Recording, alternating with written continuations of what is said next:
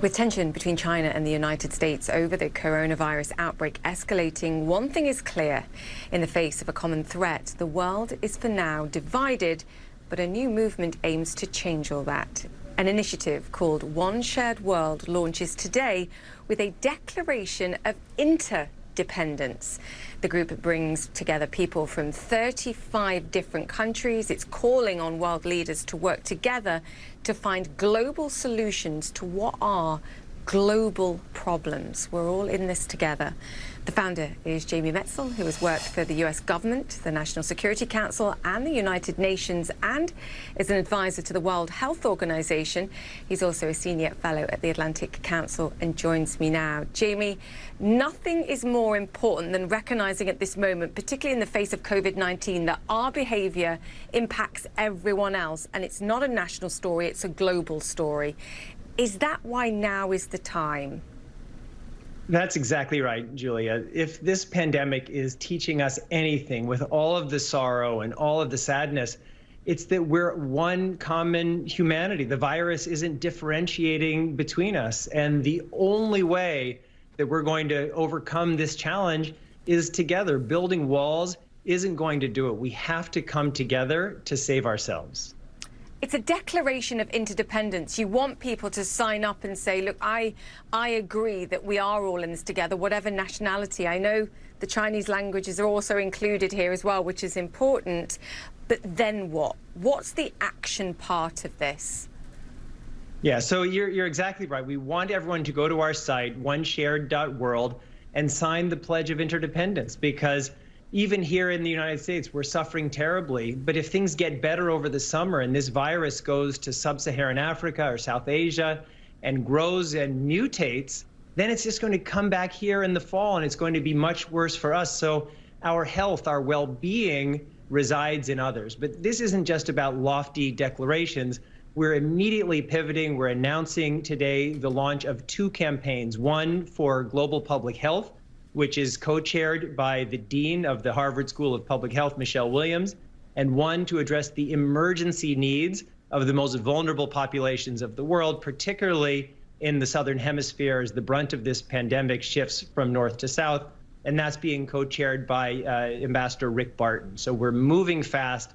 It's about principles, but once we have this common vocabulary, once we accept our interdependence, then we have to apply those principles to drive real change in the world.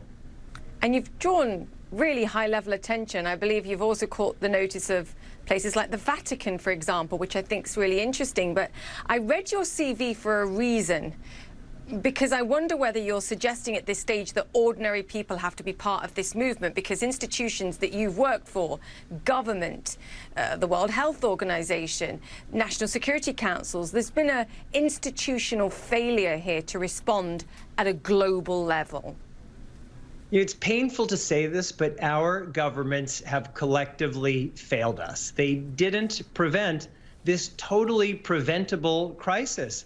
And the reason for this failure is that they've done the job we've hired them to do. We've asked our government leaders to defend our national interests. And they did a great job in 1945, some really thoughtful leaders creating wonderful institutions like the United Nations that are still, however, funded and largely controlled by states. And the big problem that we have is that the challenges we face are global, whether it's deadly pandemics, climate change, ecosystem destruction, and everything else. But our responses are national. So there's a collective action problem. And the way that we're looking to fix that is by creating a global social movement and political force of the common interests of humanity. Everybody on Earth wants there to be a public health infrastructure that can save us. Everyone on Earth wants us to prevent the collapse of our ocean ecosystems and everything else, but we can't do it because we're not organized to do it. And that's the problem we're trying to fix. Jamie, you said 1945, it's a very interesting time, but the United States led the world order up until this point, and the tone from the United States is far more domestic focused. Many nations around the world similar for their own reasons, many of them economic at this moment. Who leads this going forward? And if we tie in the tensions between the two largest nations in the world, the United States and China. How do they come together over this when actually they're at diametrically opposed positions at this moment over how this started? Yeah, it's a really essential question, Julie. If this was 1941, we would just be able to say, oh, we have Franklin Roosevelt, we have Winston Churchill, and our strategy is just to support them. But because we don't have those leaders, we have to divide that job among everybody. Everybody has to play a role. And we, a united global citizenry, need to say, this is just not okay. It's not okay for our government leaders to drive us toward unnecessary conflict. That doesn't mean we have to sing kumbaya, and we can actually ask some really tough questions. We can ask tough questions, for example, about the origins of this outbreak. We can ask why the United States was so massively unprepared. This doesn't mean we have to lie about things or obfuscate, but it means that we have a common interest as humans from all countries, and that's why we've translated our declaration and our pledge into so many languages. We all have a common interest because I'm here in New York. We're suffering here just like the people in Wuhan are suffering. We're all around the world suffering from the same issues and the same challenges, and we need to all come together to solve them.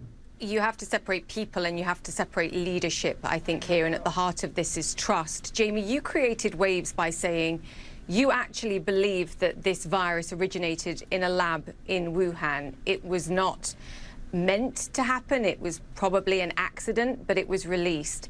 We need to understand the origins of this to understand how we tackle it and how we prevent it ever happening again. But is the more important part of this, for now at least, the cover-up, the alleged cover-up and the lack of information sharing? Because none of this works if we don't trust each other. Yeah, as I said, we don't need to be blind. We actually can't be blind. If a plane crashed, we wouldn't say, oh, we shouldn't ask why the plane crashed. And this plane crashed. That's what this pandemic represents. This is a totally preventable experience. And there were lots of reasons why it crashed, but the first one was this outbreak. And I certainly think it's most likely this was an accidental leak from one of the Wuhan virology institutes. Whether it was or it wasn't, I think everybody agrees, including the Chinese government, that there was a massive cover-up, particularly in the early stages of the outbreak, which were critical. I think everybody agrees that the United States failed. So we have to ask those questions. We have to do make an honest analysis of what are the real problems we face. And then on that basis, we can come together and solve those problems. And more generally, that's the issue. Our world is not organized in the right way that will allow us to solve our biggest problems. If we want to do that, we have to think about organizing ourselves in a different way. And that's why so many citizens from every country in the world are coming together to do that. Organization, coordination, truth, honesty, and asking questions. We'll do that. We'll try to do that on this show. Jamie, great to have you with us. Jamie Metzl, Senior Fellow at the Atlantic Council. Good luck with the sign-ups today. Thank you. I'll tweet Thank you so much, Julia. Thank you.